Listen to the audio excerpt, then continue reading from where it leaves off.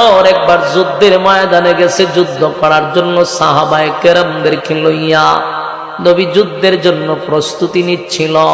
হঠাৎ করে নবী তাকায়া দেখে প্রচন্ড রৌদ্রের মধ্যে অন্ধকার হয়ে গেছে, আকাশটা যেন মেঘাচ্ছন্ন হয়ে গেছে। আল্লাহর নবী আশ্চর্য হইয়া তাকায়া রইল, ঘটনা বুঝলাম না। প্রচন্ড রৌদ্রের মধ্যে মরুভূমিতে কিছু জায়গা কিছু এরিয়া নিয়ে অন্ধকার হয়ে গেল। এমনি তাকায়া দেখে জিবরাইল আলাইহিস সালাতু ওয়াস সালাম নবীর সামনে দাঁড়ায় আছে। আল্লাহর নবী বলেন, জিবরাইল,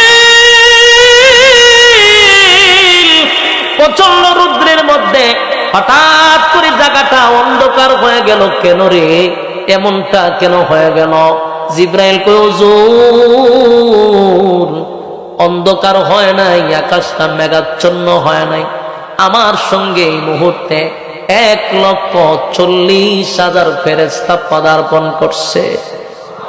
আপনার আওয়াজটা ইমানি জজবাই হইল না। আমি কিন্তু শুরু থেকে ফলো করতেছি, আপনার ইমানি জজবা অনেক কম। সুবহানাল্লাহর আওয়াজ বাইর করতে গেলে আপনার গুতায়া বাইর করতে হইছে। যুবক ভাইরা, মরুভূমির মধ্যে নবীর সামনে 1,40,000 ফেরেশতা লইয়া জিবরাইল আলাইহিস সালাতু ওয়াস সালাম নবীর সামনে আগমন করছে। আল্লাহর নবী বলেন, অন্ধকার কেন হইল? জিবরাইল কয়, হুজুর, এই পরিমাণ ফেরেশতা জমিনে নামছে, ফেরেশতাদের কারণে সূর্যের আলো দেখা যায় না। আল্লাহর নবী বলেন, জিবরাইল, মরুভূমির মধ্যে এত ফেরেশতা লইয়া কেন আসলি? জিবরাইল কয়, হুজুর, এই মুহূর্তে একটা জানাজা আপনার পড়াইতে হবে, তাই জানাজার মুসল্লি সুদ্ধা লইয়াই পড়ছি। আল্লাহর পক্ষ থেকে ওয়ার্ডার, জানাজাটা আপনি পড়াবেন। আমার নবী বলেন, এই মরুভূমিতে যুদ্ধের ময়দানে কে মারা গেল? বলে, নবী গো, মারা গেছে আপনার একজন সাহাবী, নাম হইল আপনার একজন সাহাবী মুআবিয়া ইবনে মুআবিয়া, দুনিয়া থেকে বিদায় হয়ে গেছে। নবী কয়, সে তো মারা গেছে মদিনায়। বলে, হ। তা আমি কই, আমি যুদ্ধের ময়দানে 100 কিলোমিটার যদি দূরত্ব হয়, কেমনে রে আমি এখন গিয়া তার জানাজা অ্যাটেন্ড করব? আল্লাহর নবী বলেন, সে মদিনায় আর আমি হলাম যুদ্ধের ময়দানে।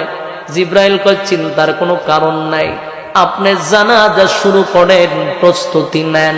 সাহাবায়ে কেরামদেরকে লইয়া আল্লাহর হাবিব জানাজার কাতার বন্দী হইল, কাতার সোজা করল। জিবরাইল কয়, হুজুর, আপনার প্রথম কাতারে 70,000 ফেরেশতা, পিছনের কাতারে আছে 70,000 ফেরেশতা। চিৎকার দেয়া কোন সুবহান।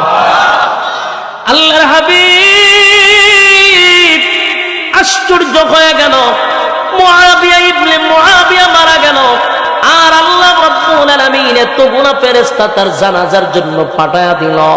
যুদ্ধের ময়দানে আমারে জানাজা পড়ানোর জন্য অর্ডার দিল। জিবরাইল কয়, হুজুর, আপনি জানাজার জন্য প্রস্তুতি নেন। নবী কয়, মুআবিয়ার লাশ কোথায় আর আমি কোথায়, কেমনে রে এই জানাজা পড়ায়? বলে, হুজুর, আপনি দাঁড়ায়া যান। পয়গম্বর যেই মাত্র দাঁড়াইছে, জিবরাইলের ডানা দিয়া লাড়া দেওয়ার সাথে সাথে নবী তাকায়া দেখে মুআবিয়া ইবনে মুআবিয়ার লাশ নবীর সামনে দেখা যায়। আমার যুবক ভাইরা, হাবিবে কিবরিয়া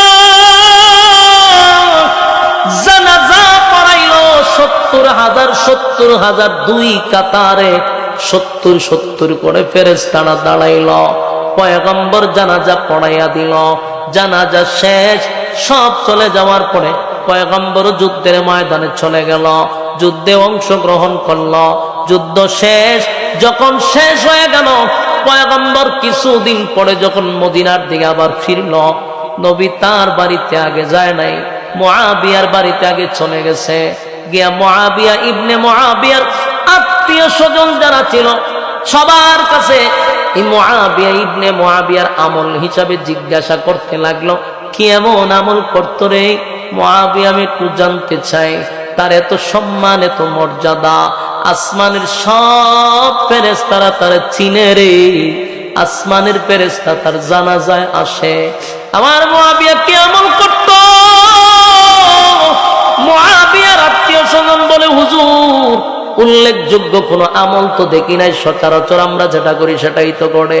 কিন্তু একজন বলেন না না, আমি লক্ষ্য করছি হাঁটতে বসতে অবসর পাইলে, যখনই সে অবসর পাইত, যখনই রাস্তা দিয়ে হাঁটত, যখনই কোনো কাজ কাম না থাকত, ঘুমানোর আগে যখনই সুযোগ পাইত তার মুখ দিয়া বলতো কুল হুয়াল্লাহু আহাদ আল্লাহুস সামাদ লাম ইয়ালিদ ওয়া লাম ইউলাদ ওয়া লাম ইয়াকুল লাহু কুফুয়ান আহাদ। এই সূরা ইখলাস মুআবিয়া ইবনে মুআবিয়া প্রচন্ড আমল করত, উঠতে বইতে পড়তো। এ যুবক ভাইরা, এই সূরা পড়ার কারণে মুআবিয়ার আসমানের সব ফেরেশতারা চিনে। আমারে জবাব দেন, এই সূরা আসেনি? কোরআনে আছে? আল্লাহ আসেনি? আপনার জবান আসেনি? সূরা মুখস্থ আসেনি? সবই আছে, সবই আছে। এখনো যদি আপনি পড়েন, আপনারেও আল্লাহ সম্মান বাড়ায়া দিবে। এখনো আল্লাহ আছে, এখনো সূরা আছে, এখনো আমার জবান আছে, আমার মুখস্থ আছে। আমি আপনি যদি প্রতিদিন প্রতিদিন পড়তেই থাকি, মালিক ইজ্জত সম্মান বাড়ায়া দিবে, মালিক ইজ্জত সম্মান বাড়ায়া দিবে। আমার যুবক ভাইয়েরা, এই সূরার এত ফজিলত, এত ফজিলত, এত ফজিলত, আমাদের কিন্তু পড়তে 5 মিনিটও লাগে নাই। 3 বার যদি পড়েন প্রতিদিন প্রতিদিন, তাহলে হিসাব করে দেখেন, প্রতিদিন যদি একটা করে খতম হয়, 365 দিনে 365টা খতম। মরার আগ পর্যন্ত যদি পড়তেই থাকি রে, আমার মালিক আমাদের আমলনামায় কত খতম ঢোকায়া দিবে। জোরে কোন সুবহান। فسبحان الذي لا يحصى امتنانه باللسان ولا بالقلم ونشهد أن لا إله إلا الله وحده لا شريك له واشهد ان سيدنا وسندنا وحبيبنا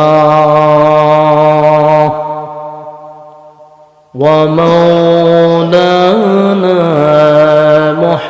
محمدا عبد الله ورسوله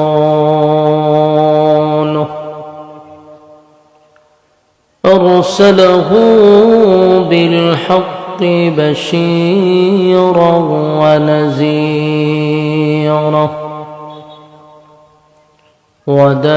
وداعيا إلى الله بإذنه وسراجا منيرا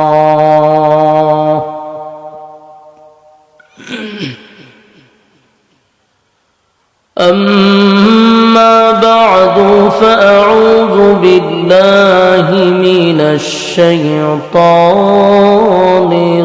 الرجيم بسم الله الرحمن الرحيم قل هو الله أحد الله الصمد لم يلد ولم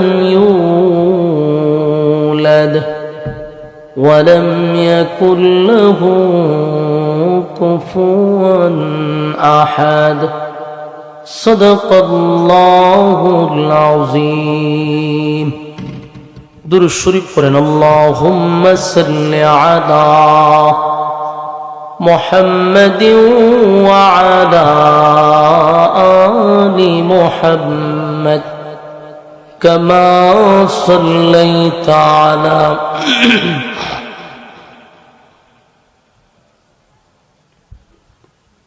ইন্নাকা হামিদুম মাজিদ اللهم بارك على محمد وعلى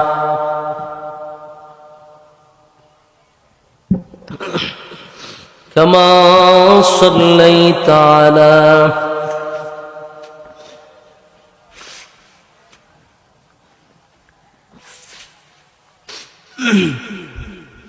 إنك حميد مجيد मेरा दिल तलब रहा है मेरे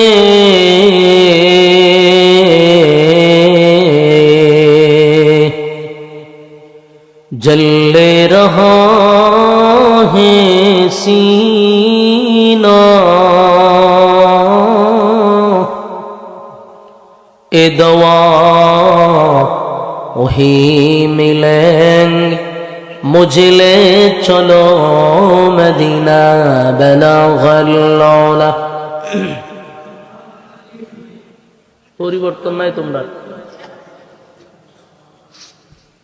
हसनत जमिया खिसालिही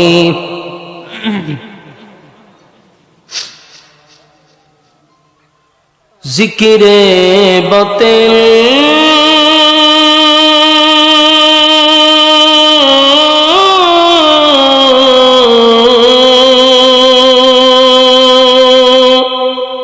को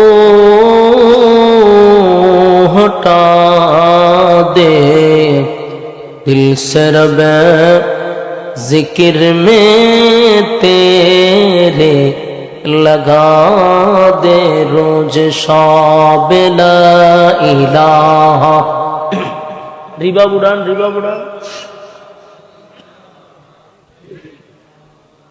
ओ ला इलाहा इल्लल्लाह ला इलाहा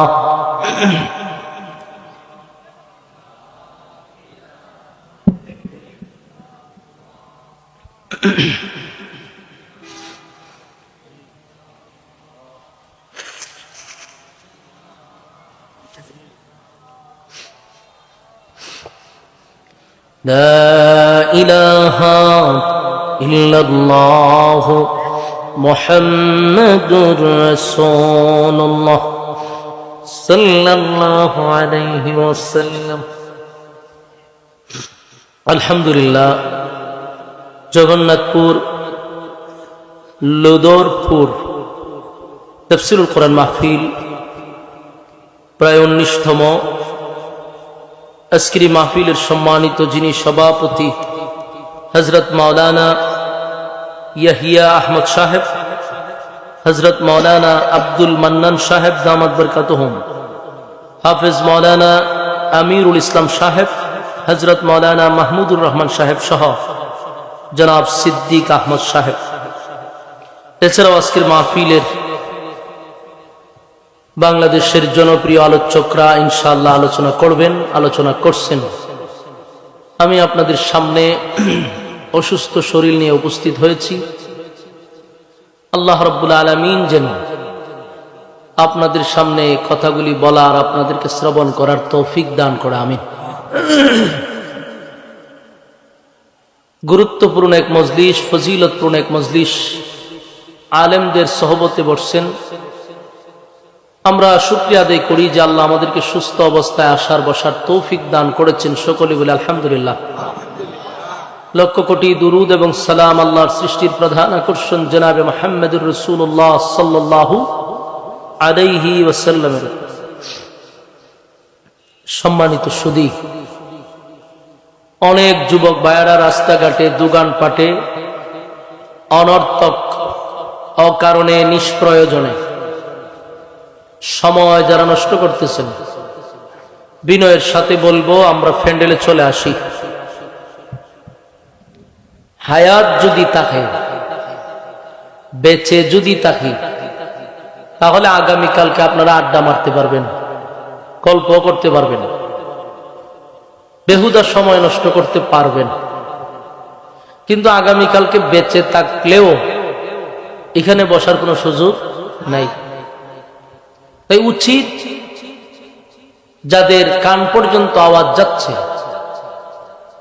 প্যান্ডেলে বসে যাওয়া। আল্লাহ আপনাদেরকে সহি বুঝ দান করুক, শয়তানের ওয়াসওয়াসার থেকে হেফাজত করুক। মাহফিলে না বসার একটা প্রধান কারণ হলো শয়তানের ওয়াসওয়াসা। এই জন্য যারা বসছে অনেক ত্যাগ করে বসছেন, কারণ আপনাদের পিছনে ওয়াসওয়াসা কম আসে নাই, এরপরও আপনারা বসছেন। যারা আসতে পারতেছে না আর রাস্তাঘাটে ঘোরাফেরা করতেছে, এরা শয়তানের সাথে কুলায় পারতেছে না। শয়তানকে প্রাধান্য দিতে গিয়া সে নিজেই তার জালে ফেসে গেছে। এই জন্য ইবলিসের ফান্দে যারা পড়ছেন, আস্তাগফিরুল্লাহ পড়তে পড়তে চলে আসেন। সম্মানিত সুধী, আমি আপনাদের সামনে পরিচিত একটি সোনা, আপনাদের মগজতে একটি সোনা, টোডস্ত একটি সোনা, যেটা এখানে প্রায় 98% মানুষ মগজত পারেন। সূরাটা জনসাধারণের কাছে, পাবলিকের কাছে কুলফ আল্লাহ নামে পরিচিত। যারা একটু স্টাডি করেন, বুঝেন, সচেতন, তাদের কাছে এখলাস নামে পরিচিত। এই সূরার অনেকগুলা নাম আছে, এর মধ্যে একটা নাম হলো সূরা এখলাস, যার আরেকটা নাম আছে সূরাতুত তাওহীদ, আর একটা নাম আছে সূরাতুল মারিফা। এর অসংখ্য নাম আল্লাহ রাখছে। তবে এখলাস শব্দের অর্থটা হইল খাঁটি। বলুন, এখলাস শব্দের অর্থ কি? খাঁটি, ভেজাল মুক্ত, নির্ভেজাল। তো খাঁটি কেন রাখা হইল? এটারও কিছু কারণ আছে।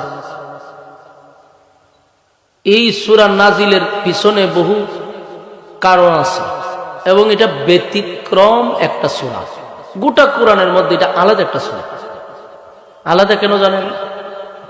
প্রতিটা সূরাতে কোনো না কোনো সাবজেক্ট থাকে।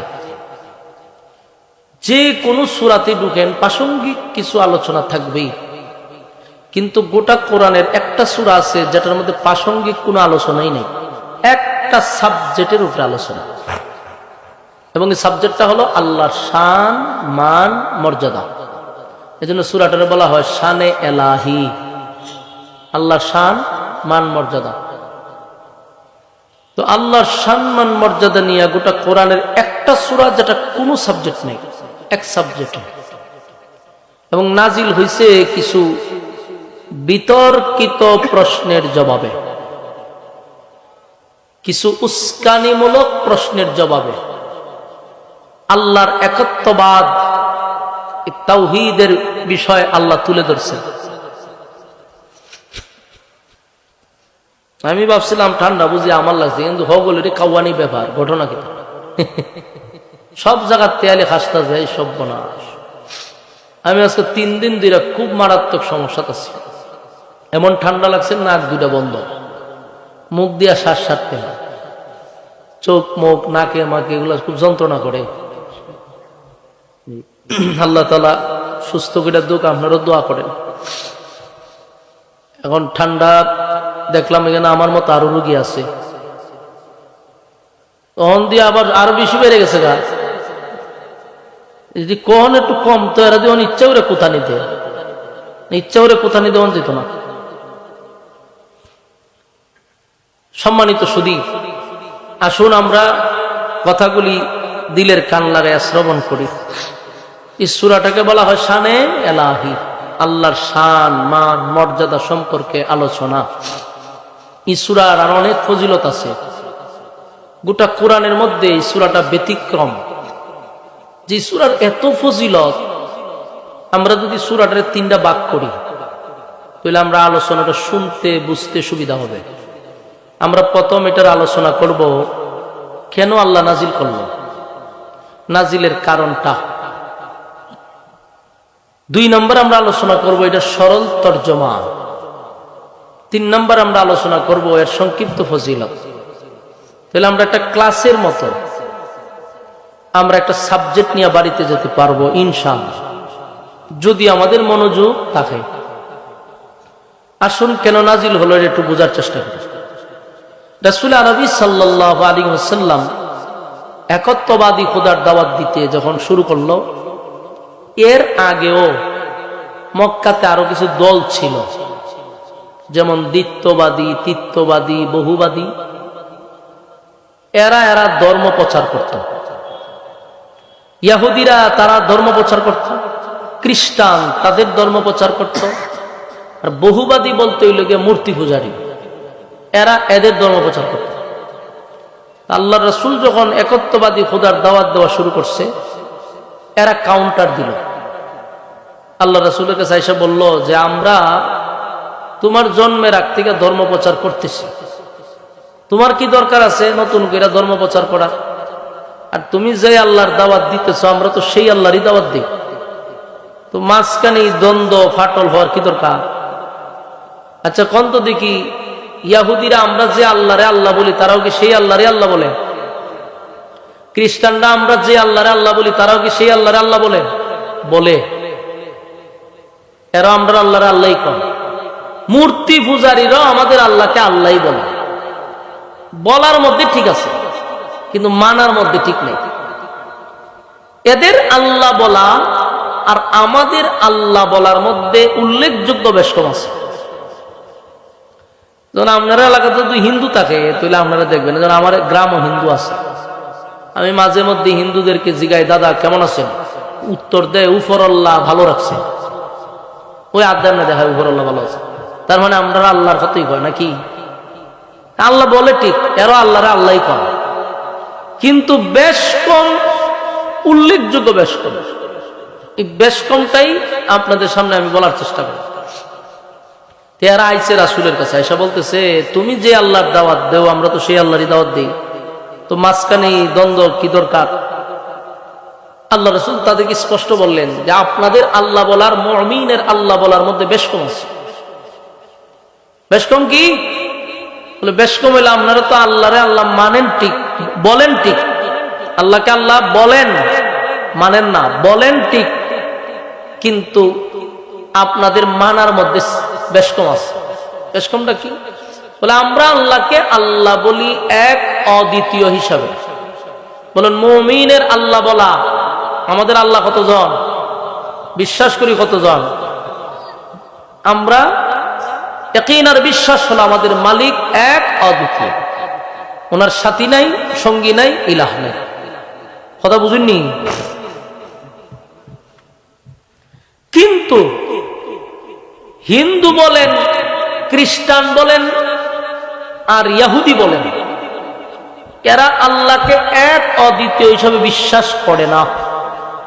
খ্রিস্টানরা বিশ্বাস করে এদের খোদা 3 জন, ইহুদিরা মনে করে 2 জন, আর মূর্তি পূজারীদের খোদার কোনো হিসাবই নাই। এরা রাস্তা দিয়ে বড় একটা বট গাছ দেখলে এটার নিচে গিয়ে হতান সেজদা মেরে দেয়, এইটা এর একটা খোদা। কতক্ষণ গিয়া যদি তুলসী গাছের কাছে শুরু, এটার একটা সেজদা মারে, এইটাও একটা খোদা। এরপরে যে আরো খোদা আছে, এটার কোনো হিসাব নাই। কিন্তু মুমিনের আল্লাহ বলার, বিশ্বাস করার একটাই কথা হলো যে আমরা এক অদ্বিতীয় হিসাবে বিশ্বাস করি। তখন তারা কইল যে আমরা তো আল্লাহ বলি ঠিক, আমাদের আল্লাহ বলাটা ঠিক আছে, কিন্তু মানার মধ্যে এরা মনে করে যে আল্লাহ একজন আছে, আর আমরা যেগুলারে ভক্তি করি, যেগুলার কাছে চাই রইল ওই উপর আল্লাহর সাথী সঙ্গী।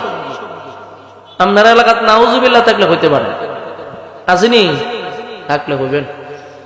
এরা উপর আল্লাহ একজন মানে, আল্লাহরে আল্লাহ বলে, কিন্তু নিজের হাতে যে বানাইছে, পিছন দিয়ে লাঠি ঢুকাইছে না, ইডিরে মনে করে আল্লাহর সাথী সঙ্গী।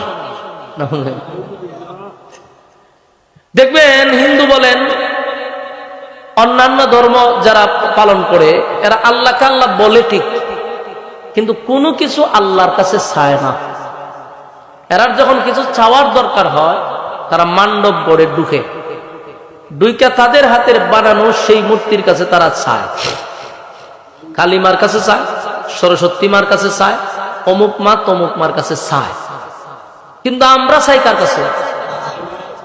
এরা আল্লাহ বলে ঠিক, কিন্তু চাওয়ার ক্ষেত্রে কালী মা, চাওয়ার ক্ষেত্রে সরস্বতী মা, চাওয়ার ক্ষেত্রে দুর্গা মা। বাস্তব না বাস্তব? আমি এদের ব্যাপারে অভিজ্ঞ, কারণ আমার গ্রামে প্রচুর হিন্দু আছে।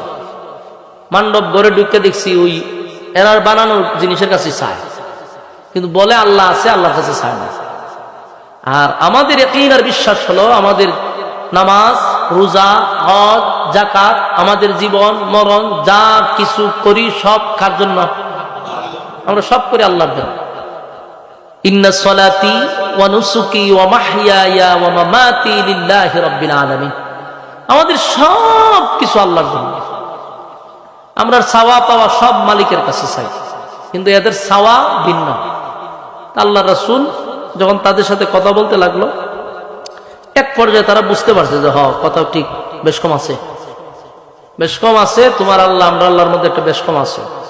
আচ্ছা যাক, এখন রাসূল বলতেছে ঠিক আছে, তাহলে তোমার আল্লাহর পরিচয় দাও, তোমার আল্লাহর পরিচয়টা আমাদের কাছে তুলে ধরো, ডিটেলস বর্ণনা করো।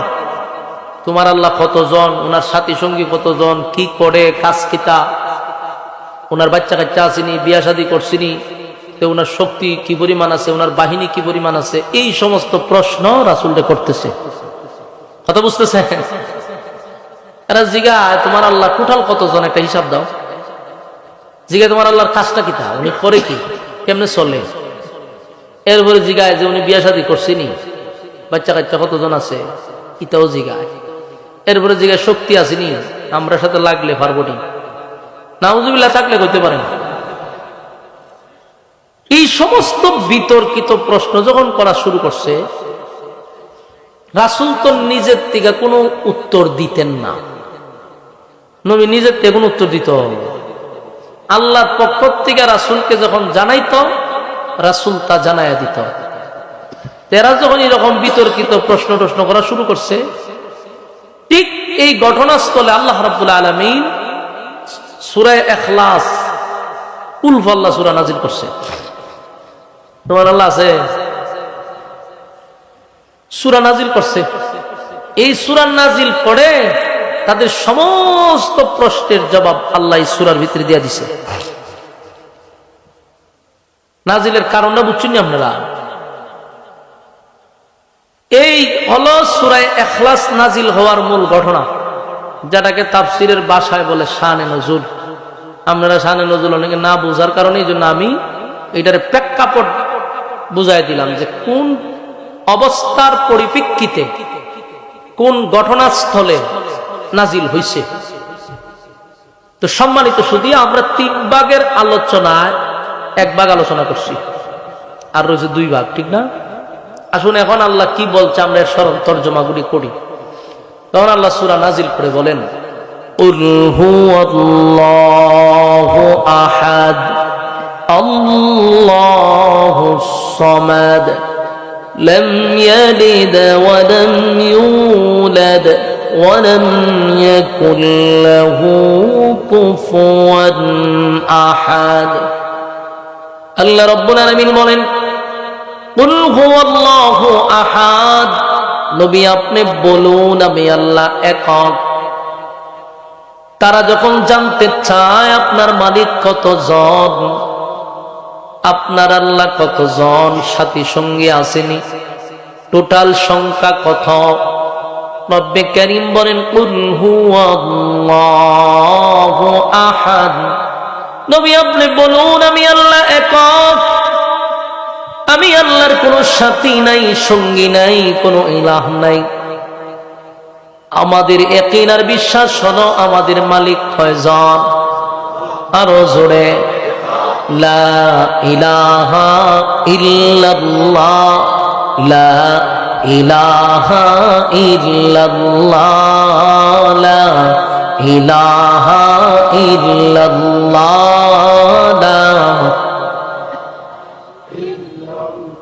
নেই কোন মাবুদ আল্লাহ ছাড়া, নেই কোন মাবুদ আল্লাহ ছাড়া, এক খোদার পর 2 খোদায়ার 3 খোদা মোরা কিছু মানি না। বলো লা ইলাহা ইল্লাল্লাহ, লা ইলাহা ইল্লাল্লাহ। জোরে লা ইলাহা ইল্লাল্লাহ, লা ইলাহা। নেই কোনো মাবুদ আল্লাহ ছাড়া, আল্লাহ ছাড়া কোনো মাবুদ নাই, কোনো ইলাহ নাই। এটা আমাদের ইয়াকিন আর বিশ্বাস, এটা আমাদের ঈমান।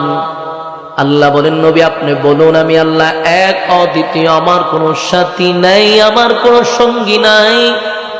খ্রিস্টানরা মনে করে তাদের খোদা তিনজন রে। আল্লাহ কইল বড়, আর আল্লাহর বউ হইল মরিয়ম, ছেলে হইল ঈসা পয়গম্বর। এই হলো তাদের আকীদা। এই জন্যই তারা জিগায় আমার নবীর বাচ্চা বাচ্চা আসেনি, আমার আল্লাহর সাথী সঙ্গী কয়জন? আল্লাহ কয় স্পষ্ট জানায়া দেন, কুল হুয়াল্লাহু আহাদ। নবী আপনি বলুন আমি আল্লাহ এক, আমার কোনো সাথী নাই, সঙ্গী নাই। তাহলে তাদের প্রথম প্রশ্নের জবাব আমার আল্লাহ নবীর মাধ্যমে দিয়া দিল। তারা জানতে চাইল আমার আল্লাহর সংখ্যা কতজন। মালিক কয় আমি এক অদ্বিতীয়, আমার কোনো সাথী নাই, সঙ্গী নাই, ইলাহ নাই। আল্লাহ রাব্বুল আলামিন বলেন বন্ধু জানায়া দেন। দ্বিতীয় প্রশ্ন তারা করলো আপনার আল্লাহ কি করে, কেমনে চলে, চলে কেমনে? আল্লাহ কয় আল্লাহুস সামাদ। আমি আল্লাহ কারো মোকাবিক কিনা, আমি কারো উপর ডিপেন্ড করি না, আমি কারো ডিপেন্ড করি না। কুল কায়নাত আমার উপর নির্ভর করে। বলুন আল্লাহ কি কারো উপর নির্ভর না? কুল কায়নাত আমার মালিকের উপর নির্ভর করে রে। আমার মালিক আমাদেরকে রিজিক দেয়, এটা আমাদের ইয়াকিন আর বিশ্বাস। আমাদের রিজিক দেওয়ার মালিক কে? আমাদের ব্যবসায় বরকত দেওয়ার মালিক কে? সন্তান দেওয়ার মালিক বাবা শাহজালাল বাবা, শাহভরান, মুডাফির, সিকনফির। সন্তান চাইবেন কার কাছে? ঠিক কেন বাবার দান কাকে? আচ্ছা কোন দান মানছে যে মাজারে গিয়া ফুট চায়, সন্তান চায়, সন্তান দিয়া থাকে। গুরু ছাগলই সন্তান পাইলে কোন গুরু ছাগল মাজারে যাইতে তো গিয়া দেখছি না বক্তি দিতে। গুরু ছাগলে কি মাজারে গিয়া কয় যে আমার একটা সন্তান দেন? এরা দিয়ে 3-4টা একসাথে বাইর করে লায়। হ্যাঁ ছাগলে দেলায় 3-4টা, বাবার আশীর্বাদ ছাড়াও। আর তুই মানুষ হইয়া বাবার দ্বারা তার সন্তান দিবার লেগে মাথার উপরে সুবারি তুইয়া জুতা দিয়ে একটা বাড়ি মারন যেত টাস করে, তাহলে একবারে সুযোগ হয়ে গেল। তুই বিশ্বাস করা আল্লাহ সব দেয়।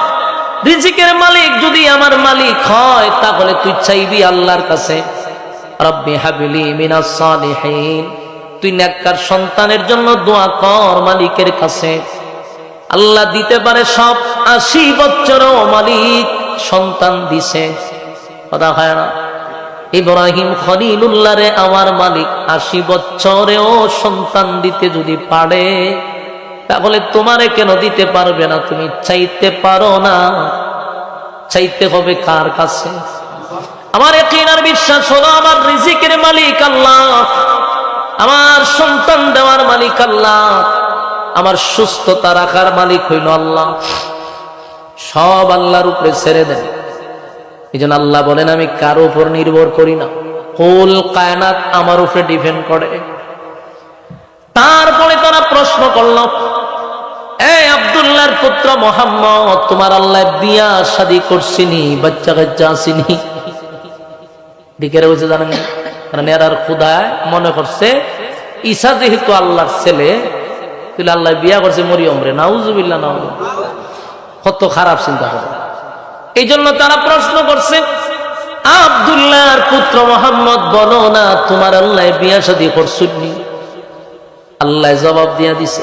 আল্লাহ লাম ইয়ালিদ ওয়া লাম ইউলাদ। আমি আল্লাহ কারো কাছ থেকে জন্ম নেই নাই, আমি আল্লাহ কাউরে জন্ম দেই নাই। সুবহানাল্লাহ। আমার মালিক কারো কাছ থেকে জন্ম নেই নাই গো। আমার মালিক কাউরে জন্ম দেও নাই। আমার মালিকের শুরুও নাই, আমার মালিকের শেষও নাই। বলুন মালিকের কি ঘুম আছে, ক্লান্তি আছে, মরণ আছে? মাঝে মধ্যে মালিক এক্সট্রা সময় একটু রেস্ট নেয়। হ্যাঁ, আল্লাহু লা ইলাহা ইল্লাহু আল হাইয়ুল কাইয়্যুম লা তাখুযুহু সিনাতুন ওয়ালা নাওম। আল্লাহ বলেন আমার মরণ নাই, আমি চিরঞ্জীব। আমার ঘুমও নাই, আমার তন্দ্রাও নাই। একটা আছে ঘুম নাই কিন্তু মাঝে মধ্যে একটু ক্লান্ত হয়। আমার মালিক বলেন আমার ঘুমও নাই, আমার তন্দ্রাও নাই। সুবহানাল্লাহ। ঈসা হযরত মূসা আলাইহিস সালাতু ওয়াস সালাম একবার শুয়ে শুয়ে শুয়ে শুয়ে কল্পনায় কল্পনায় মনে মনে, মুখ দিয়া না, মানে মনে মনে কল্পনা করি না আমরা। মূসা আলাইহিস সালাতু ওয়াস সালাম একবার আকাশের দিকে তাকাইয়া কল্পনায় কল্পনায় বলতে লাগলো, হায় রে, এই বিশাল আসমান, সাতটা আসমান, সাতটা জমিন, সূর্য, চন্দ্র, গ্রহ, নক্ষত্র, পাহাড়, পর্বত, সাগর, নদী, নালা, খাল, বিল, কীট পতঙ্গ আমার মালিকের ইশারায় চলে রে। একটা সেকেন্ডও এদিক সেদিক হয় না। মালিকের হুকুমে প্রতিদিন সূর্য কোন দিক দিয়া ওঠে? পূর্ব দিক দিয়া ওঠে। অস্ত যায় কোন দিকে? কোনদিন কি মিস হইছে যে আজকে তারা ওরা করতে গিয়ে পশ্চিম দিকে উঠে গেছে গা? মূসা আলাইহিস সালাতু ওয়াস সালাম বলেন এত সুন্দর করে প্রতিদিন, এত সুন্দর করে সময়ের সাথে সে ডিউটি পালন করে যাচ্ছে। সব ডিসিপ্লিন খুব সুন্দর, মালিকের অর্ডারে সব চলতেছে। মালিকের কি একটু ক্লান্ত লাগে না? আমার আল্লাহর কি একটু ক্লান্ত লাগে না? উনি কি রেস্ট নেয় না? এই কথাগুলি মূসা নবী এমনিতেই মনে মনে ভাবতেছে আর আকাশের দিকে তাকায় আছে। এটা ওনার মনের কথা, এটা কিন্তু মুখের কথা না। ছোটবেলা আমরাও চিন্তা করছি, আমার এখনো স্মরণ আছে। আমরা ছোটবেলা কইতো, আমি কইতো উপরে কে আল্লাহ তাকে, আমি চিন্তা করতাম যে তু সাত কেমনে উঠলো, লামে কেন? এটা মনে মনে আমরাও চিন্তা করছি। তখন চিন্তা করতাম যে কেমনে উঠলো। মূসা নবীও মনে মনে মনে মনে চিন্তা করলো। হঠাৎ করে তাকায়া দেখে জিবরাইল পাশে দাঁড়াই দিছে। মূসা নবী কয়, ঘটনা কিতা? জিবরাইল তুমি কিতা? ঘুমায় ঘুমায় বুঝি ইতি চিন্তা করো, আল্লাহ কেমনে ঘুমায়, আল্লাহ ক্লান্তি আসেনি? মূসা নবী লাভ দিয়ে এটা হয়ে গেছে সর্বনাশ। এটা আমার মনের কথা, কিন্তু মুখ দিয়ে কইছি না। তুমি জানলা কেমনে? জিবরাইল কি গায়েব জানতো? হ্যাঁ, সে রাসূল কথা বলেন না, জিবরাইল গায়েব জানতো। জিবরাইল যদি গায়েব না জানে তো ফিরে জানে কেমনে? ওই যে আগে একবার একটা কথা বললাম না, মাথার উপরে কিতা রাখন সুয়ার, এরপরে কিতাতে বাড়ি দেওয়া মাইরা দিবেন। জিবরাইল আল্লাহর একমাত্র পেশ, হ্যাঁ, সমস্ত দায়িত্ব জিবরাইল পালন করতেছে। জিবরাইল গায়েব জানে না, আর জড়া এয়ারলাইনটা গায়েব জানে না। জিবরাইল আলাইহিস সালাতু ওয়াস সালাম বলেন, জানার ক্ষমতা আমার নাই, তোমার মনের মধ্যে কি হয় এটা আমি জিবরাইল জানার ক্ষমতা নাই। যিনি জানেন তিনি আমারে জানাইছেন। সুবহানাল্লাহ। জিবরাইল কয়ে, মুসা পয়গম্বর ঘুমায়া ঘুমায়া বুঝিতে চিন্তা করে। জিবরাইল সব বনায় মনের কথা, মনে মনে ভাইব্যতি শান্তি নাই। হয়তো কি ঘটনা ঘটলো, কি তুমি আইলা রে? আল্লাহ আপনারে পানিশমেন্ট দিবে। মুসা কই রে, মনে মনে ভাইব্য শান্তি নাই, পানিশমেন্টটা কি? কয়, আপনি যেহেতু মনে মনে ভাবছেন, মনে মনে উত্তর পাইবেন, এক কাজ করেন, 2টা গ্লাসও পানি ভর্তি করেন।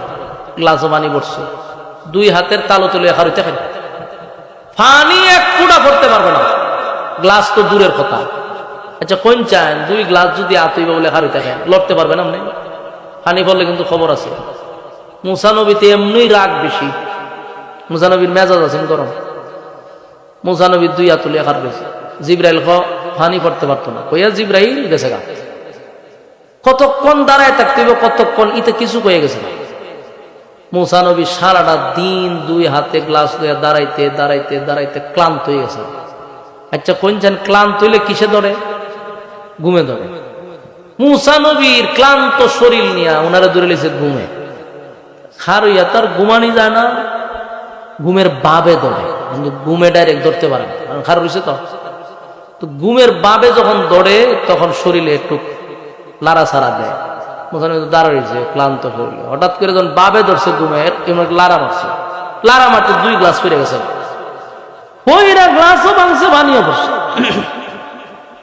এমনি রে জিবরাইল দাঁড়াই দিচ্ছে, মুসা নবী ছায়াতে জিবরাইল খারাপ, জিবরাইল খামটা কিতা করছেন, খাম কিতা করছি পরে, সারাদিন যে আমি খের উড়িলাম, সারাদিনের মধ্যে তুমি একবারও আইলা না, ঘটনা কি?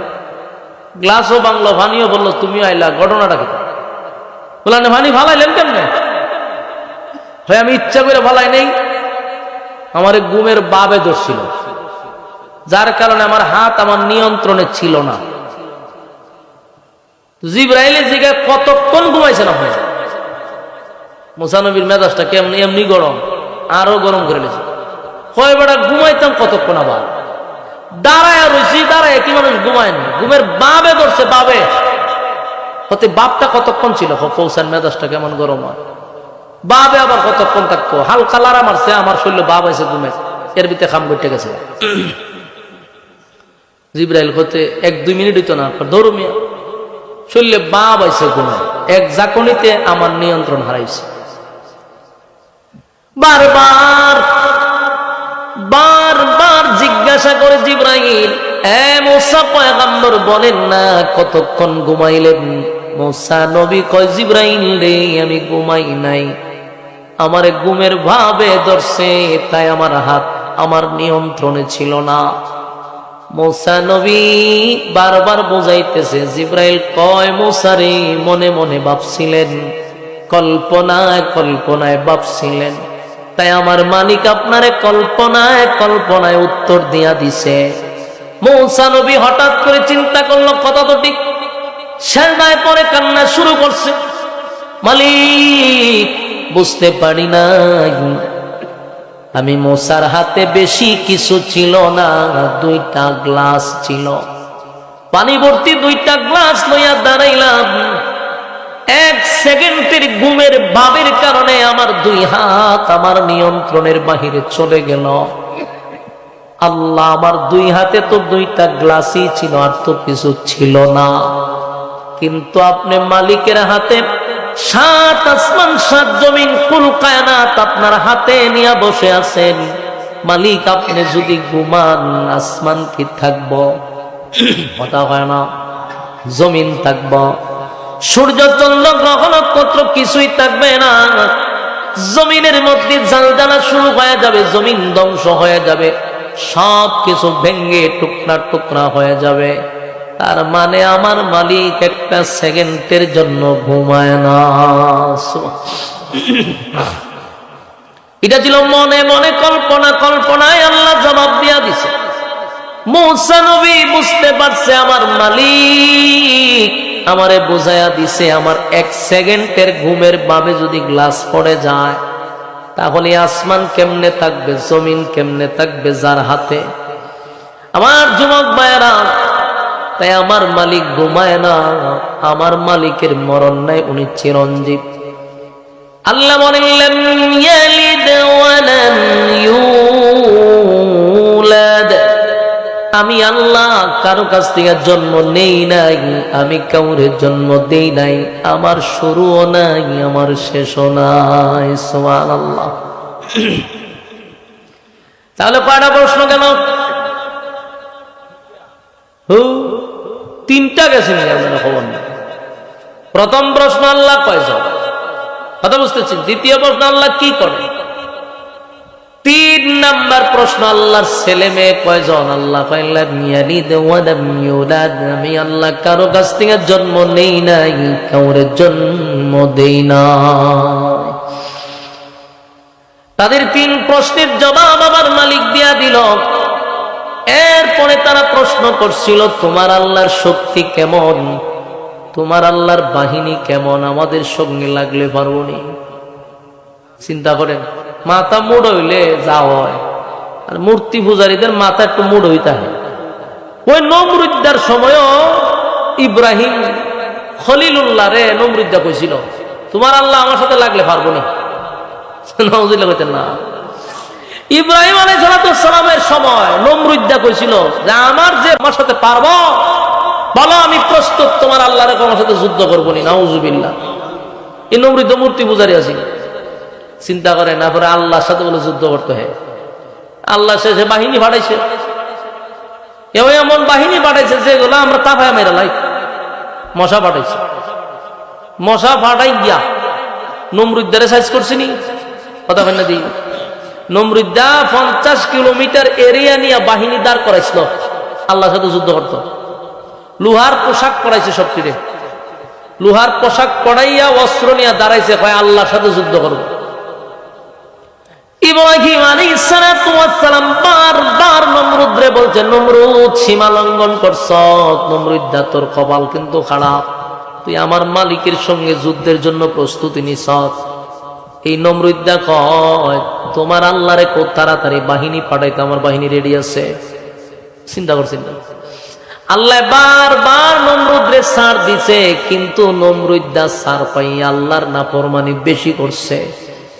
তাই একটা সময় আমার মালিক কয় নমরুদ্দারে সাইজ করতে গিয়ে আমার কামান বিমান লাগব, কথা হইনা দি, বড় কোনো বাহিনী পাঠানোর দরকার আছে। আল্লাহ এমন এক বাহিনী পাঠাইল যেগুলা হইল মশার বাহিনী। শা শা করে বাহিনী যখন নিচের দিকে নামছে, হাজার হাজার বাহিনী নমরুদের লোহার পোশাক পরে দাঁড়ায় আছে। এগুলো আই এক একটা বাহিনীর ভিতরে ঢুকছে। এরা মনে করছে যে মশা তো তাফায় মেরালাম, কিন্তু এটি দিয়ে আমরা যে মশা, এই মশা না, এটি তো রক্ত খায়। আর এটি ডিল মিশিং এর মতো সুই ঢুকায় ডিল করে করে ভিতরে বাড়ি জায়গা, যেখানটা ঢুকে ওখানটা বাড়ি জায়গা। বাইরিয়া সাল নিছিলেন নি, সাল দিয়ে দয় কিতা কই না ফেরা সালইন সালইন কইল, ওই সালইনের মতো সাল্লাই আলাইছে এক একটারে দইরা। মিনিটও লাগছে না, হাজার হাজার বাহিনীরে 1 মিনিটের ভিতরে আল্লাহ হুতাইয়া দিছে। নমরুদ্দা কতক্ষণ ছায়া খালি লীলা দেখছে যে গড়টা কিতা, এই পরিমাণ প্রশিক্ষণ প্রাপ্ত সেনাবাহিনী লামাইলাম, লুয়ার পোশাক পরায় লামাইলাম, কি বাহিনী রে বা। মিনিটও লাগলো না, আমার সব বাহিনীরে ফুল্লা লাইছে একবারে, মাটির লগে হুতাই লিছে। কিন্তু নমরুদ্দারে ধরছে না, নমরুদ্দারে যাকে জাগাইয়া মশায় ধরছে না, সব তীরে হুতাইয়া তো রাখছে। নমরুদ্দা দৌড়াইয়া ঘরের ভিতরে ঢুকছে, সব বনাশ করে গেছে। কিন্তু শেষে নমরুদ্দা ঘরে ঢুকছে, সব মশায় নমরুদ্রে ধরছে না, একটা মশার আল্লাহ পাঠাইছে, যা তুই যখন প্রতিবন্ধী কোনো কামের না, তোরে দিয়ে আমি বড় কামটা করাই। প্রতিবন্ধী মশা আওয়াত নাই, 2টা ডানা চাইলে বাইরে, আল্লাহ যা তোর এই কামটা আমি করাবার সুযোগ করে দিই। ওই নাকা থেকে ঢুকে গেছে না, নমরুদ্দার নাক মুডা আসিল তো ঢুকে গেছে, ঢুকে এমন জায়গা দিয়ে বসে জায়গা মতো বেরিয়েছে। আর প্রতিবন্ধী যারা একটু বিতলা থাকে, বুঝছেন নি, বিতলা থাকে, এটা তো ভাও না এখন পুরোপুরি এটা টুকুর মারে। জিব্রাইলে বুঝাইছে তারে যে হুন অর্ডার ছাড়া গুতাগুতি করিস না, যে হানো বৈশ চুপ করে বয়ে থাক, আমি ফোন দিলে কাজ শুরু করবি। জিব্রাইলের নাম্বার রাখছে, এখান ফোন দেয় যে হ্যাঁ এখন গুতা দে। সুই একটা আছে নাকের মাঝে, এটা হলো ইনসুলিন, যেটা এটা মগজে ঢোকায়। আপনি বুঝুন, মগজে যদি খামড় দেয় সব বনাস, সব বনাস।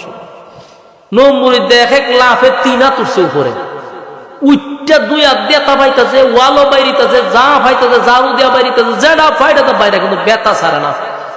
আর এই মশা তো বললাম না বিতলা, হেও ছাড়ে না, এদের সুই ঢুকাইছে আর বাইর করে না। আমাদের নমরুদ্দা পাগলের মতো করতেছে, সারা বিল্ডিং দৌড়ে আর মাথার বাইরে বাইরিতে বাইরিতে পাগল হয়ে গেছে। মশা কামড় ছাড়ে না, কারণ মশারা কয়ে গেছে জিব্রাইলের ফোন আসা না পর্যন্ত ছাড়তো না, এনা কামড়টা দৌড়ি রাখছে। যেই মাত্র হে কোনো কিছু পায় না, জুতা আছে না একটা সামনে, এই জুতাটা জুড়ে জুড়ে মারছে, মারতে জিব্রাইলে কয়ে এখন ছেড়ে দে, শুয়ে উঠাইছে, ব্যথা কমছে। নমরুদে আশ্চর্য গেল, ওয়ালও বাইরিলাম, ঝাড়ুদা বাইরিলাম, যা পাইলাম তা দিয়া বাইরিলাম, ব্যথা ছাড়লো না। জুতাটা বাড়ি দেওয়া ব্যথা ছাড়লো কেন? নিশ্চয়ই জুতার মধ্যে কোনো ওষুধ আছে। আসলে কোনো ওষুধ আসেনি না, বেজ্জতি করতো আল্লাহ। এখন জুতার ভাই চাই সব বনা মারাত্মক মেডিসিন আছে, আমি জানতাম না, এটা লিয়ে খারাপ হয়েছে। ওইখান থেকে আবার এরা লাড়া দেয় মশারে, মশায় আবার সুইটা ঢুকায় আর টাচ করে বাড়ি মারে, জুতাটা বাড়ি দিলে সাইডা দেয়। এই এলো মশার চাকরি। মশারে বুঝাই টুজাতে গেছে, এইলো তোমার ডিউটি, জুতাটা বাড়ি দিলে ছেড়ে দিবা। অন এটা কামড় দেয় আর এতে জুতাটা বাড়ি দেয়, ছেড়ে দেয়। আচ্ছা কোন চান কতক্ষণ জুতাটা বাইরে নিয়ে যায়, আর তো ব্যথা করে না, ক্লান্ত হয়ে গেছে, রাইতে দিনের জুতাদের মাথার বাইরে নিয়ে লাগে। এটা আল্লাহ চরম পর্যায়ের বেজ্জতি করার জন্য, না হয় সব বাহিনীরে মেরা নিল, হেরে বাসায় রাখলো রে।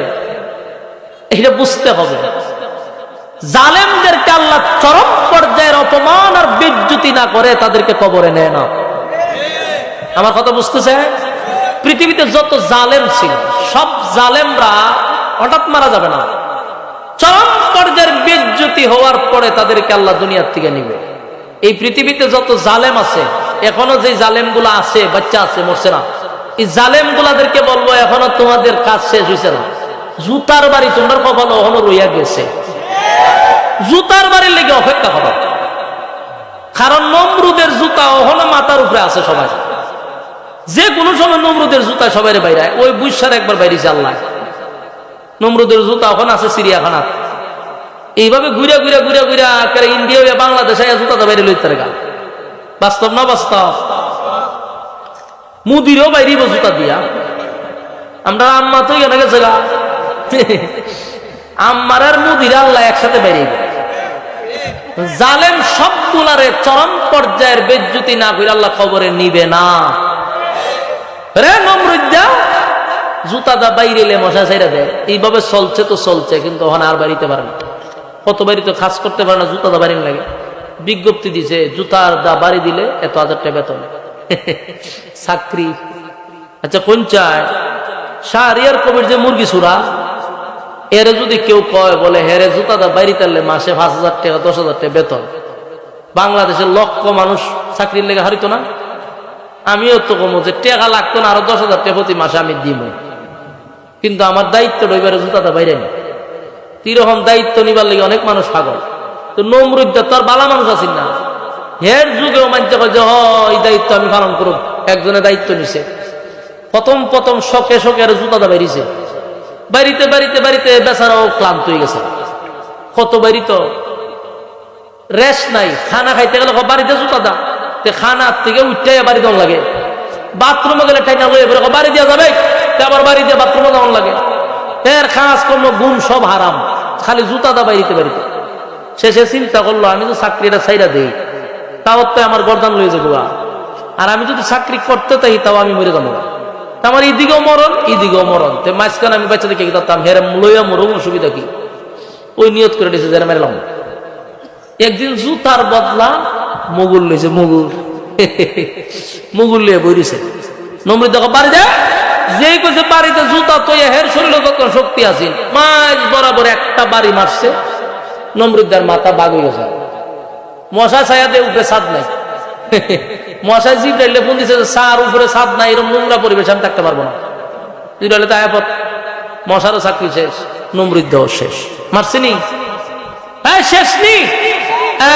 জালেমদেরকে আল্লাহ যুগে যুগে সাইজ করছে। والسماء ذات البروج واليوم الموعود وشاهد ومشهود। আল্লাহ 7টা কসম কইরা কয় কুতিলা আসহাবুল উখদুদ। এরে জালেমদের প্রতি আল্লাহর অভিশাপ, অভিশাপ, অভিশাপ, জালেমদের প্রতি আল্লাহর অভিশাপ। তাই দুনিয়ায় চলতে গিয়া জুলুম করা যাবে না, জুলুম আল্লাহ পছন্দ করে না। এতে আপনি শুরু নেতা হন, বড় নেতা হন, ফাতি নেতা হন, আর যে মাঝারি নেতা হন, যেখানেই আপনি জুলুম করবেন অপেক্ষায় থাকেন, জুতার বাড়ি আপনার তো ভালো আছে। কথা কয় না? আপনি এলাকার ফাতি নেতা, তো ফাতি নেতায় যে এলাকার যে আপনি জুলুম করতেছেন, মানুষের হক নষ্ট করতেছেন, মানুষের উপরে জুলুম করতেছেন, জান্নারে কেন ফাতি নেতারে তোর জুতাটা না বাইরে নি পর্যন্ত আল্লাহ খবর নিত না, অপেক্ষা করতেই। আল্লাহ বলেন নমরুদ আমি শেষ করছি, ফেরাউন্নারে ক্ষমতা দিছি, ফেরাউন আল্লাহ ক্ষমতা দিছিল। ফেরাউন্নার আল্লাহ এত বড় ক্ষমতা দেওয়ার পরও ফেরাউন্না আল্লাহর সাথে ফল্টি মারছে, ডাইরেক্ট ফল্টি মেরে দিছে। একদিন ভাই নিজে বলে খোদা চিন্তা করছেন, আল্লাহ ভাই আমি তোর 40 বছর অসুস্থ করলাম না, সুস্থ রাখলাম, একটা সর্দি হইল না তোর, তোর এত বড় রাজত্ব দিলাম, তখন রাজত্ব তো ভাইয়া হামাইনার বুদ্ধিতে হ্যাঁ খুদা দাবি করেছে। ফেরাউনের জীবনীটা যদি আপনি পড়েন, আমি পড়ছি কয়েকবার, আমি দেখলাম ফেরাউনের যতটা দোষ এর থেকে বেশি দোষ আছে এর সাথে যেটা দেখলো হামান এই সূরায় সমস্ত বুদ্ধি দিয়ে হেরে এই জায়গা পর্যন্ত আনছে। এই জন্য সঙ্গী ভালো হওয়া দরকার। বন্ধু যদি খারাপ হয় তে আপনার এই ইয়াবা পর্যন্ত খাওয়াইব, ট্যাবলেট খাওয়াইব। আচ্ছা এই যে মানুষের সিগারেট খায় ভোলা বানো, এটা কি এমনি এমনি টানে? এটার আপনি ওইটা সানে নজর যদি একটু খান তাহলে গিয়া দেখবেন কোনো না কোনো বন্ধু এর টান শিখাইছে। প্রথমে মাগনা হয়তো দুষ্টাকে টান দে, আর টি আলাদা করে একটা টান দে, হেরে যে টান দেওয়াইতে দেওয়াইতে পরে দেখো তোর টান দেওয়া শিখাইছি, হন আমার খাওয়া। এই জন্য বন্ধু ভালো হতে হবে। বন্ধু যদি খারাপ হয় তাহলে কিন্তু অস্তিত্ব থাকে না। সঙ্গীটা ভালো রাখবেন। বন্ধু এ জান্নাত পর্যন্ত আপনার নিব, বন্ধু এ জান্নাত পর্যন্ত নিবে। বন্ধু নির্বাচন করতে হবে। কথা কি বুঝুন? আমার যুবক ভাইরা, রব্বে কারীমের সঙ্গে নমরুদ যুদ্ধ করতে চাইছে, টিকতে পারছে? কথা বলেন, টিকতে পারে না। আমার আল্লাহ সাইজ করে ছেড়ে দিছে। এবার আসুন, ওই মক্কার মূর্তি পূজারীরাও নবীর কাছে আইসা বলে, আপনার আল্লাহ কি আমাদের সঙ্গে লাগলে পারবো? নাউজুবিল্লাহ। আল্লাহ শেষের অংশে বলেন, ওয়াদাম ইয়াকুল্লাহু কুফুয়ান আহাদ। আমার সমতুল্য, আমার সমকক্ষ আর কেউ নাই, কেউ নাই। তোমরা বেড়াগিরি যাওই করো, আমি আল্লাহর সঙ্গে বেড়াগিরি করতে যাইও না, অস্তিত্ব থাকবে না। এই যে মক্কার মানুষ নবীরে একে একে বিতর্কিত প্রশ্ন করছে, সূরা ইখলাসের ভিতরে আমার মালিক দেখেন সবগুলা প্রশ্নের জবাব দিয়া দিছে। তাদের প্রথম প্রশ্ন, আল্লাহ কয়জন? আল্লাহ কয় কুল হুয়াল্লাহু আহাদ, আমি আল্লাহ এক অদ্বিতীয়। তারা বলে আল্লাহ কি করে? আল্লাহুস সামাদ, আল্লাহ কয় আমি কারো উপর ডিপেন্ড করি না। লাম ইয়ালিদ ওয়া লাম ইউলাদ, তারা প্রশ্ন করে আপনার আল্লাহর ছেলে মেয়ে আসেনি? আল্লাহ কয় লাম ইয়ালিদ ওয়া লাম ইউলাদ, আমি কারো কাছ থেকে জন্ম নেই নাই, কাউরে জন্ম দেই নাই। তারা বলে আপনার আল্লাহর শক্তি কি পরিমাণ? আল্লাহ বলেন ওয়া লাম ইয়াকুল লাহু কুফুয়ান আহাদ। এবার আসুন, এই সূরাটাতে আপনারা শুনলেন, বলুন এখানে প্রাসঙ্গিক কোন সাবজেক্ট আছে না? একটা সাবজেক্ট, শুধু আল্লাহর শান মান মর্যাদা নিয়ে এই সূরা আল্লাহর পরিচয় তুলে ধরছে। এই জন্য সূরাটাকে বলা হয় শানে ইলাহি, আল্লাহর শান মান মর্যাদা নিয়ে আলোচনা। তাহলে আমরা কয় ভাগ শেষ করলাম? 2 ভাগ। কয় না? কয় ভাগ শেষ করছি? এবার আসুন 3 নাম্বার, এটার সংক্ষিপ্ত ফজিলত আমাদের জানা দরকার। এই সূরাটার এত ফজিলত, যদিও ছোট ছোট, সূরাটা খুবই ছোট, কিন্তু এর ফজিলত ব্যাপক। আল্লাহর নবী বলেন, এই সূরা যদি কেউ 3 বার পড়ে তাহলে তার আমল নামায় 1 খতমের সওয়াব আল্লাহ লিখে দেয়। কোরআনের এই সূরাটাকে 3 ভাগের 1 ভাগ বলা হয়। এই সূরাটা যদি কেউ 3 বার পড়ে 1টা খতমের সওয়াব পাওয়া যায়। আপনারা সুবহানাল্লাহর আওয়াজে বোঝা যায় এটা কোনো ব্যাপার না। সাতটিখানি কথা, এই প্যান্ডেলটার ভিতরে 100% মধ্যে আমি 98% গ্যারান্টি দিয়ে বলতে পারবো। 2% আতর আছে, এখানে আলেমরা আছে। আর 98% মানুষ এখন পর্যন্ত সূরা ফাতিহা থেকে নাস পর্যন্ত দেখতে অনেকে খতমই দিছে না। আমি কি ভুল কইছি? তাহলে আপনি বলেন 2% আলেমরা তো খতম দেয়, বাকি পাবলিক দেখতেও খতম দিছে না এমন অনেক অসংখ্য লোক আছে। আমার প্রশ্ন হইল, কোরআন নাজিল হইল আমার নবীর উপরে, আমরা উম্মতি মুহাম্মদী, এই কোরআন আমাদের মধ্যে নাজিল হয়েছে। হাসরের মাঠে যখন আল্লাহ রাসূলের হাতে উম্মতের আমলনামা দিব, উম্মতের আমলনামা রাসূলের হাতে দিব, রাসূল যখন দেখবো উম্মতের আমলনামা একটা কোরআনের খতমও নাই, এই লজ্জাই শরম রাখবো কোথায়? আমার কথা কি বুঝতেছেন আপনারা? নবী যখন দেখবা, আরে উম্মত তোর আমলনামা দিয়ে একটা খতমও নাই কোরআনে, কোরআন নাজিল হয়েছে যে আমার উপরে, তোরা যে আমার উম্মতকে কোরআনের খতম কর, কোথায় রাখবেন এই লজ্জা? কিয়ামতের কঠিন ময়দানে মালিক তার উম্মতের আমলনামা আমার নবীর হাতে দেওয়া হবে। বন্ধু, আপনার উম্মতের আমলনামা আপনি নিজে দেখবেন। নবী দেখবে আর বলবে, হায় আফসোস, এই কোরআনের জন্য আমি দান বাংলাম, কোরআনের জন্য রক্ত ঝরাইলাম, আর আমার উম্মতের একটা কোরআনের খতম দিতে পারল না। আমার যুবক ভাইরা, কিয়ামতের ময়দানে কোরআনের খতম না লইয়া উঠলে বলুন এই লজ্জা কোথায় রাখব? তাই আমাদের একটা সুযোগ আছে, সুযোগটা হলো সূরা ইখলাস। যদি কেউ একবার পড়ে 10 পারার সওয়াব আমলনামায় দেওয়া হয়, 2 বার পড়লে 20 পারার সওয়াব দেওয়া হয়, 3 বার পড়লে একটা খতমের সওয়াব আল্লাহ আমলনামায় ঢুকায়া দেয়। এই সুযোগকে হাতছাড়া করা যাবে? কথা কইল না। সূরা ইখলাস এমন একটি সূরা, কেউ যদি এটা 10 বার দৈনিক 10 বার পড়ে, আমার আল্লাহর নবী বলেন 10 বার যদি কেউ পড়ে রে, জান্নাতে তার জন্য একটা বালাখানা তৈরি করা হয়। আর এই সূরাটা যদি কেউ মহব্বত নিয়ে পড়ে, রেগুলার আমল করতে থাকে, প্রতিদিন আমল করে আর মহব্বত করে সূরাটাকে, আল্লাহর নবী বলেন জান্নাত তার জন্য ওয়াজিব।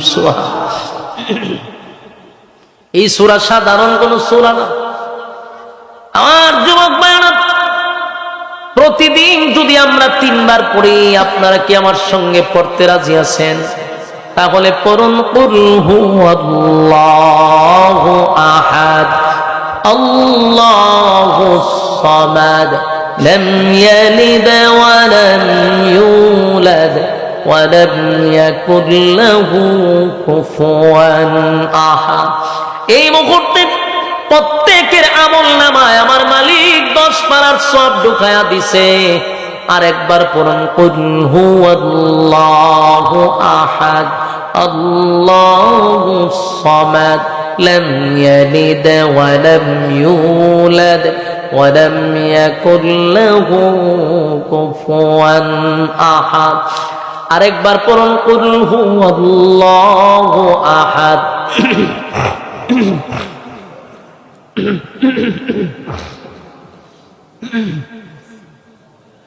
ওয়ালাম ইয়াকুল লাহু কুফুয়ান আহাদ। এই মুহূর্তে আমার সঙ্গে যারা পড়লেন, মাইকের আওয়াজ যত দূরে যায় গো, তারাও যদি আমার সঙ্গে পড়ে থাকে, আল্লাহর কসম প্রত্যেকের আমলনামায় এই মুহূর্তে একটা করে কোরআনের খতমের সওয়াব আছে। চিৎকার দিয়া কোন সুবহান। সচরাচর আমরা মাহফিলে গেলে, বাড়িতে যাওয়ার সময় এক খতম কোরআনের সওয়াব নিয়ে যেতে পারি না। মাহফিলে বসলে পরে আমরা সচরাচর নেকি নিয়ে যাইতে পারি না। অধিকাংশ মাহফিল গুলাতে এখন হয় বিভিন্ন যাত্রা পালার মতো, বিভিন্ন সমালোচনা গীবদে আমরা পুরা মাহফিলটারে বরবর করে রাখি। আমরা সচরাচর ইবাদত বন্দেগী নিয়ে বাড়িতে যেতে পারি না। কিন্তু আজকে এখানে বসার কারণে প্রতিটা মুসল্লিদের আমলনামায় একটা করে কোরআনের খতম। সুবহানাল্লাহ। বাড়ি গিয়া এই এলাকার মুর্দা গানের খবরে যেন আল্লাহ সওয়াব পৌঁছায়া দেয়। সকলে কোন আমিন। আমার যুবক ভাইরা, এখানেই শেষ নয়। সূরা ইখলাস যদি কেউ তেলাওয়াত করে রে, প্রতিদিন প্রতিদিন প্রতিদিন আমলটা করতেই থাকে, কন্টিনিউ করতে থাকে, আল্লাহর নবী বলেন তার সম্মান আর মর্যাদা আল্লাহ বাড়ায়া দেয়। সুবহানাল্লাহ। এই সম্মান বেড়ে যাবে গো, ইজ্জত আল্লাহ বাড়ায়া দিবে। পয়গম্বর একবার যুদ্ধের ময়দানে গেছে যুদ্ধ করার জন্য, সাহাবায়ে কেরামদেরকে লইয়া নবী যুদ্ধের জন্য প্রস্তুতি নিচ্ছিল। হঠাৎ করে নবী তাকায়া দেখে প্রচন্ড রৌদ্রের মধ্যে অন্ধকার হয়ে গেছে, আকাশটা যেন মেঘাচ্ছন্ন হয়ে গেছে। আল্লাহর নবী আশ্চর্য হইয়া তাকায়া রইল। ঘটনা বুঝলাম না। প্রচন্ড রৌদ্রের মধ্যে মরুভূমিতে কিছু জায়গা, কিছু এরিয়া নিয়ে অন্ধকার হয়ে গেল। এমনি তাকায়া দেখে জিবরাইল আলাইহিস সালাতু ওয়াস সালাম নবীর সামনে দাঁড়ায় আছে। আল্লাহর নবী বলেন, জিবরাইল প্রচন্ড রৌদ্রের মধ্যে হঠাৎ করে জায়গাটা অন্ধকার হয়ে গেল কেন রে, এমনটা কেন হয়ে গেল?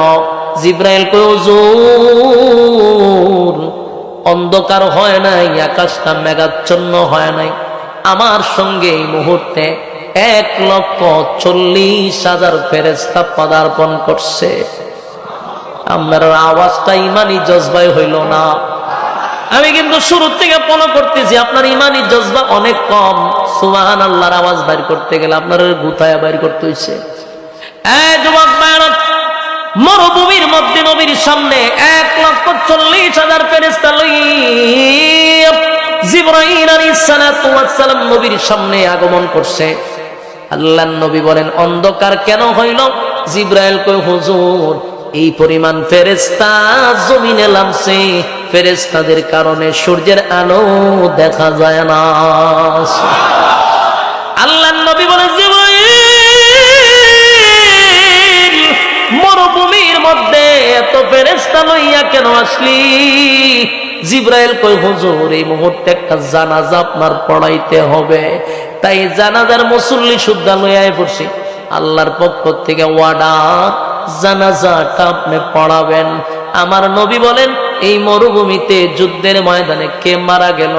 বলে, নবী গো, মারা গেছে আপনার একজন সাহাবী, নাম হইল আপনার একজন সাহাবী মুআবিয়া ইবনে মুআবিয়া, দুনিয়া থেকে বিদায় হয়ে গেছে।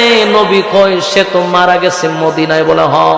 তা আমি কই, আমি যুদ্ধের ময়দানে 100 কিলোমিটার যদি দূরত্ব হয়, কেমনে রে আমি এখন গিয়া তার জানাজা অ্যাটেন্ড করব? আল্লাহর নবী বলেন, সে মদিনায় আর আমি হলাম যুদ্ধের ময়দানে। জিবরাইল কয়, চিন্তার কোনো কারণ নাই, আপনি জানাজা শুরু করেন, প্রস্তুতি নেন।